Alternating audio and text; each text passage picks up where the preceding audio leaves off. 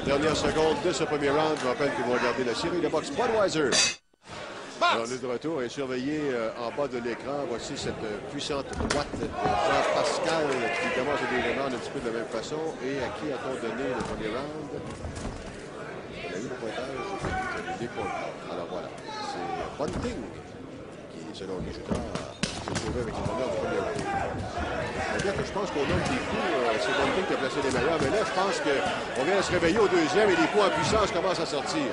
Oh, l'intensité vient de monter, là. Oh, que ça joue dur en ce début de deuxième round. Et ça, c'est dangereux. Donc, on doit absolument protéger notre menton, là. On savait que ça viendrait, mais peut-être pas aussi vite que ça.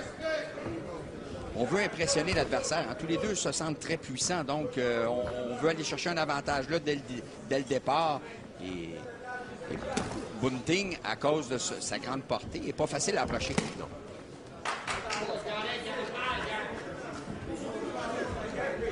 Là, ben, après l'explosion de début de round, ça se calme un petit peu et ça joue sur l'eau. Ça joue de l'épaule, puis voyez-moi, là, on se fait pas de quartier ni d'un côté ni de l'autre. Et ça, c'est une bonne expérience pour Jean-Pascal, le boxeur, avec un boxeur aussi dangereux que Bunting et d'être aux aguets à tout moment. Donc, ne peut pas se permettre, lui, la moindre erreur défensive. Mais quand on arrive au niveau des 15 victoires, c'est le cas de Jean présentement, c'est sûr que plus ça va aller, plus la route va être difficile, mais il faut faire face à des gars comme ça. C'est ça. Quand tu es classé 10e au monde, tu as atteint le top 10 mondial, des cadeaux, c'est fini. Donc, on est dans les ligues majeures. Bunting a de l'expérience. On voit que ce gars-là, qui n'a peut-être pas beaucoup plus de combats que Jean, finalement. Parce que 16 victoires de défaite de deux, on dit qu'il y en a 19, seulement 4 de plus. Le crochet de l'année avant de Bunting est impressionnant au corps. Donc, très dangereux, ce gars-là. Un peu large dans ses coups, heureusement. Pascal, avec sa grande expérience, lui, a bien évité. Au corps. Ça, le coup au corps est excellent de la part de Pascal. Et voilà la rafale à la tête maintenant. Attention, Bunting a difficulté. Et voilà Jean qui se porte à l'attaque. Bunting en contre-attaque. Mais encore une fois, c'est Pascal qui a l'avantage. Et là, les combinaisons viennent des deux côtés. Mais c'est surtout Jean. Et là, Jean qui a regardé dans son coin, puis là, il a dit... Vas-y. Ben, moi, je l'ai vu plus. Ouais, ben là... Non, peut-être qu'il lançait la main. J'ai pas bien saisi. En tout cas, Pascal a cru comprendre d'y aller. Oui, parce c'est ça, il il a dit, il écoute pas son entraîneur. Il est retourné. Mais là, on a pu voir à quel point Pascal est explosif quand il travaille en combinaison. Il est dangereux pour ses adversaires. Effectivement.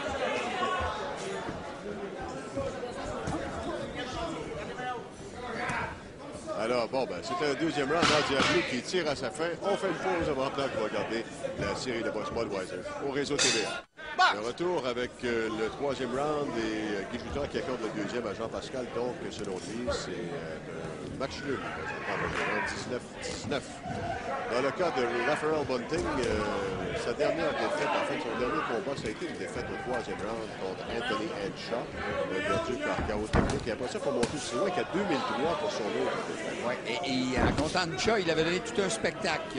Bon, c'est difficile encore. Ouais, quand on regarde un dur cogneur comme lui, là, le peu de temps qu'il est sur le ring, il est très excitant. Oui, c'est ça. Il faut faire attention au fiche. Oh, que c'était bien ici. Main droite par-dessus. Par-dessus le jab mou de Bunting.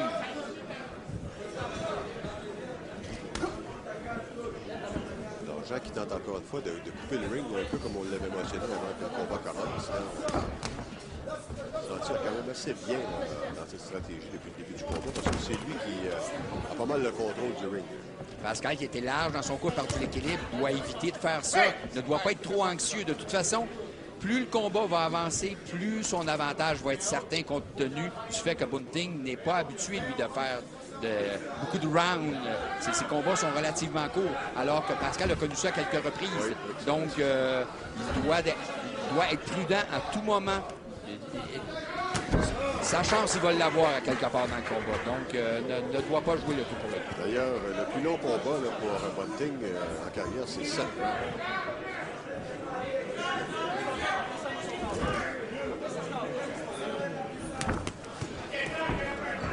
Oui, exactement. 7 rounds. Pas beaucoup,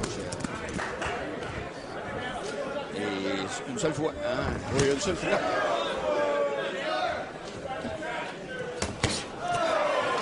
Oh, que ça fait Ça colle. dur. Là, ça fesse. Dur crochet de la main arrière sur le coude et l'impact est majeur. Bunting à l'attaque. Un coup qui touche la cible, les autres dans le vide. Oui, il a été un peu lent, donc est-ce qu'il a déjà commencé à ralentir? Ça pourrait ouvrir la porte à Pascal. Il a été beaucoup moins vigoureux au premier round avec ses coups. Là, le jab de Pascal qui manquait 2 pouces dessus, mais le direct de la droite par la suite. Quelle rapidité de Pascal pour un super moyen. Ça va être un atout majeur dans sa carrière. Oh, ça ici, il surprend Bunting. Pourtant, Jean, au début, 168, ça ne doit pas être son poids. Il était à 160. Il a tellement aimé ça qu'il est bien là. Oui, mais écoute, c'est un jeune boxeur. Hein? On parle de Jean Pascal, début de la vingtaine. Donc, c'est un peu normal qu'éventuellement, il change de division de poids. Bon, on va avoir l'occasion d'y revenir parce que là, on fait une pause.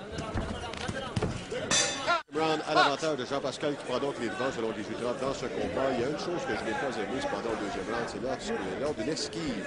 Jean-Pascal qui s'est frotté le dos dans les câbles et j'ai regardé pendant la pause et on lui a massé le dos et il grimaçait un petit peu. Je ne sais pas s'il s'est blessé au dos. Il faudra surveiller ça de près.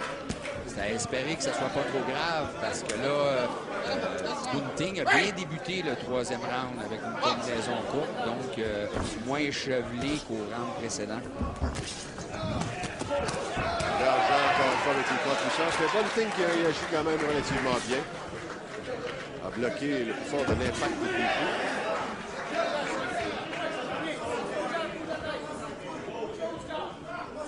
Là, Pascal amène son adversaire le long des cadres, tente de le cerner petit à petit, lui donne moins d'espace sur le ring.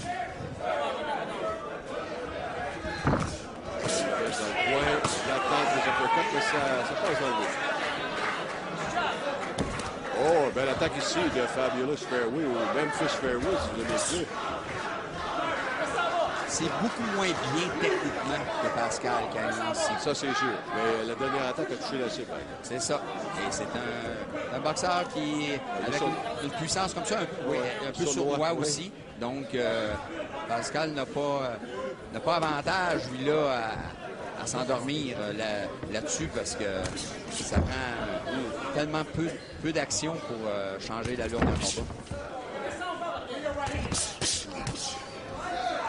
Belle combinaison ici. Quelque part, le uppercut qui a terminé avec le uppercut, passant entre les gants de son adversaire.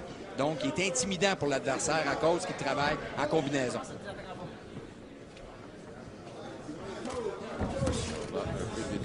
Que c'était bien un jab au corps. Et ça, c'est bien pour faire baisser la garde de l'adversaire. Et le mélanger en même temps.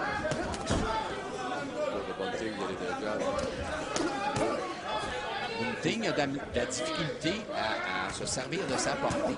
Finalement, ce qui aurait pu être un avantage, ben, on ne le voit pas, on ne le sent pas jusqu'à maintenant. Bunting, jusqu'à maintenant, est un guerrier. On le voit qu'il vient de passer un bon jab, mais tout de suite, par la suite, c'est une droite au corps de Pascal.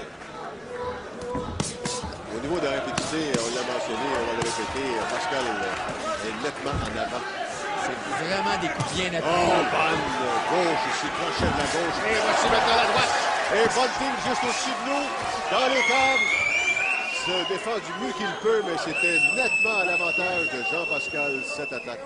Ça a été très intelligent de la part de Pascal. Il a bombardé Bunting au